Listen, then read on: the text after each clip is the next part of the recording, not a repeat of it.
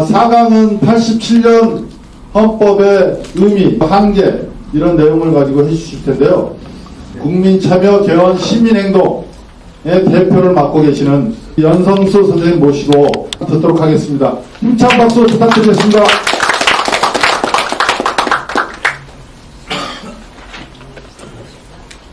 반갑습니다. 연성수라고 합니다. 오늘 아침에 보면서 본 기사가 하나 있었어요. 서울시에서 사회적 경제 가지고 교육청을 만들어 돌렸어요. 국감에서 무슨 자유경제 체제 하에서 사회적 경제처럼만 돌렸냐. 너희가 국정교과서를 하더니 또 다른 국정교과서를 만드냐. 그건 난장판이 됐대요. 우리나라가 사회적 경제 국가냐 아니면 자유경제 국가냐 이거 싸움이 났는데 그 기사상으로는 사회적 국가가 승리했어. 근데 그게 진짠가 아닌가 오늘 제가 얘기할 화두가 그거예요. 87년 헌법 우리가 한 30년 동안 썼죠. 저는 강의할 때 질문을 많이 하고 수직기를 많이 써요. 봅시다. 87년 헌법은 최초의 여야 합의 개헌이라고 얘기하고 있어요. 그 전까지는 주로 개헌을 누가 했어요? 그 독재 정권이 자기 입맛에 맞게 일방적으로 한 거예요. 87년 헌법은 처음으로 여야가 합의해서 만든 개헌이에요. 근데 여야가 합의해서 만든 개헌이 아니면 여야가 야합한 개헌이냐? 첫 번째 질문이에요. 답이 뭘까요? 야합. 민주주의는 다수결로 결정하는 게 하자. 흔들어 보세요.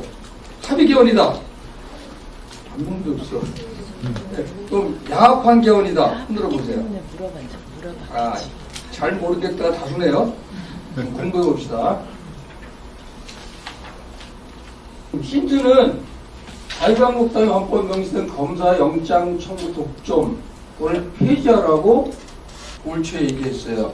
그러면서 대법원장, 헌재소장, 중앙선거관리위원회 감사원 원장 등을 호선으로 선출하고 대통령이 임명하는 걸 없애는 이런 내용으로 개헌하겠다고 얘기를 했어요. 근데 바른정당에서는 아까 얘기했던 국회의원 수합법 있죠. 이거를 제2로 당론으로 정했어요. 지금 꼬리를 싹 내렸어요. 이런 걸 보면 87년 헌법은 여야가 야합한 헌법이 아니면 여야가 합의한 헌법이에요. 형식적으로 합의하는 80 헌법에 보면은 군사 독재 조항이 굉장히 많이 남아 있어요. 저 조항들을 어느 때 만든 거예요? 헌법 퀴즈는 답이 아주 간단해요. 딱 둘만 얘기하면 돼. 누구 아니면 누구예요? 박정희 아니면? 전두환? 예, 그래.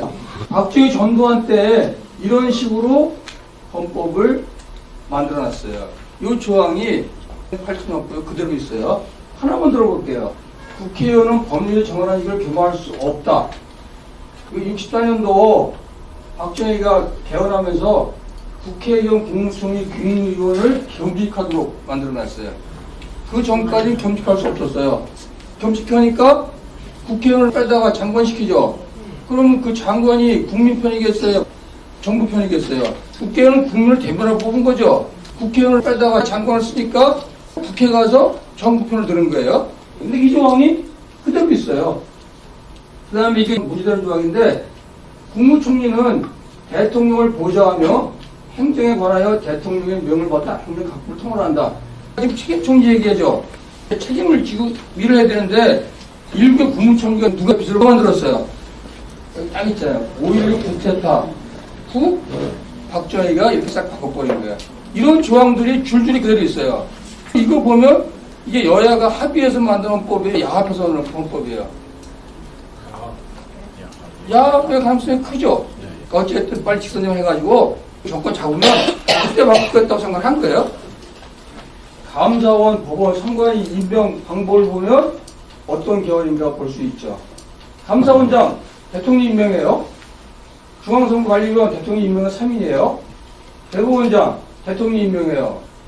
대법관도 국회 동안 대통령 임명해요.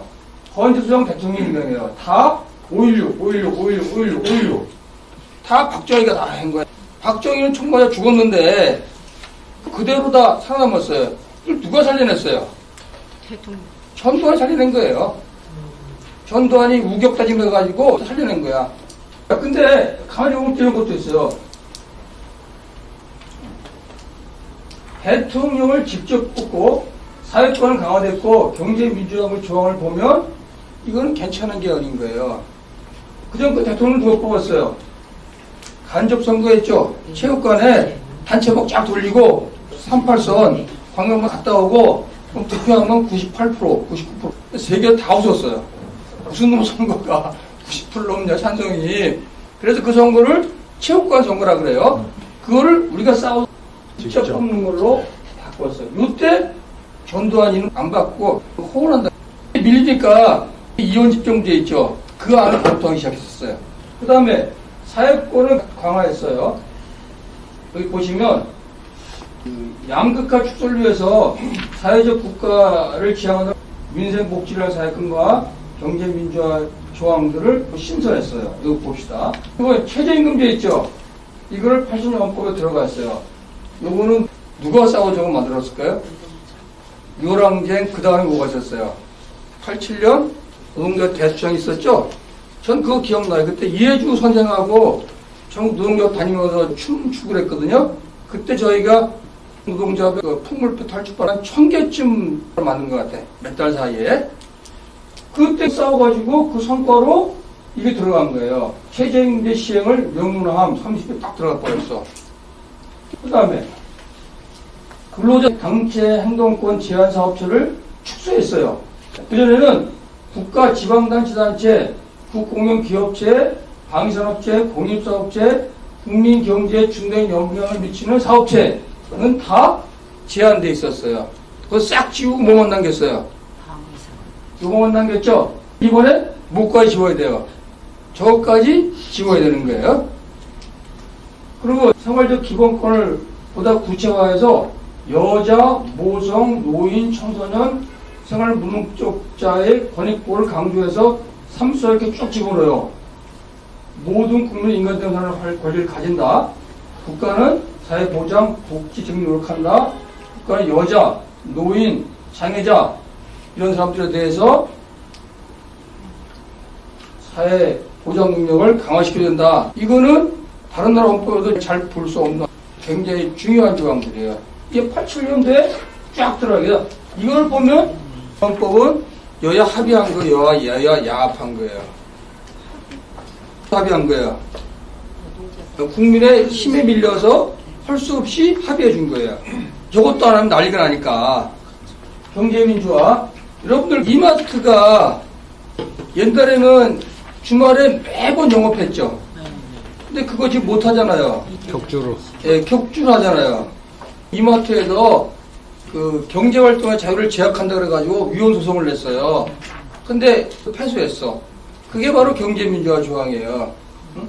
국가는 균형 있는 국민 경제 성장, 안정, 적정한 소득 분배를 유지하고 시장의 지배와 경제력의 남용을 방지하며 주체 간의 조화를 통한 경제 민주화를 위하여 경제에 관한 규제와 조정을 할 수 있다. 근데 이마트에서 자유민주주의 국가에서 왜 개인의 경제활동을 방해하냐? 위헌을 냈더니 이 조항에 의해서 패소했어요. 이것도 유월항쟁수의 성과인 거죠. 근데 지원헌법에는 이거보다 훨씬 더 잘 돼 있어요. 누가 한번 읽어보세요. 지원헌법 제5조 대한민국은 정치, 경제, 사회, 문화의 모든 영역에 있어서 각인의 자유, 평등과 창의를 존중하고 보장하며 공공복리의 향상을 위하여 이를 보호하고 조정하는 의무를 지른다. 네, 84조 누가 읽어보세요.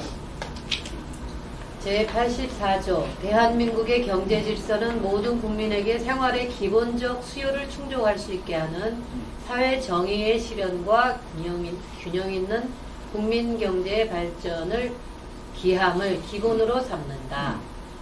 각인의 경제상 자유는 이 한계 내에서 보장된다. 요거를 가만히 보면 재헌헌법이 추구했던 대한민국은 이게 자유 경쟁 시장 체계 아니면은 사회적 국가 체계예요. 사회적 국가. 이거는 재산을 자기 마음대로 못 쓰게 돼 있어요. 그 재산을 어떻게 써야 돼? 공공복리 향상. 근데 이재용이 국민연금 어떻게 썼어요? 그러면 그건 완전 처벌감인 거예요. 이런 측면은 여야가 국민들 받아 합의한 거죠. 자, 여기 더 재밌는 거 있어요. 그 재원을 뽑으면은 87조 있죠. 제가 그 의료민영화 얘기하잖아요. 의료민영화 재원은 아예 없어요.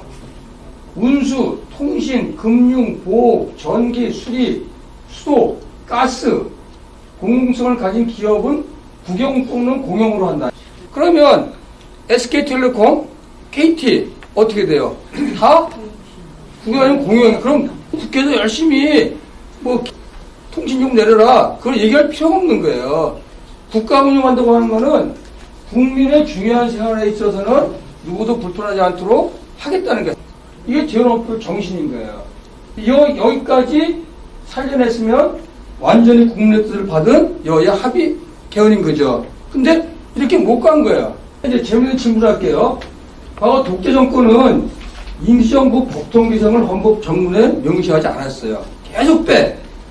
그럼 계속 뭐라고 얘기하냐면 새로운 민주공화국을 건설함에 있어서 제5민주공화국 출발에 지음하여 라고 얘기하면서 임시정부는 싹 빼요. 아주 고의적이야. 그리고 쿠데타에서 만든 그 정권이 새로운 정부의 시작이고 그게 정통성이 있다고 주장을 해요. 그러다가 87년도에 뭐라고 집어넣어요?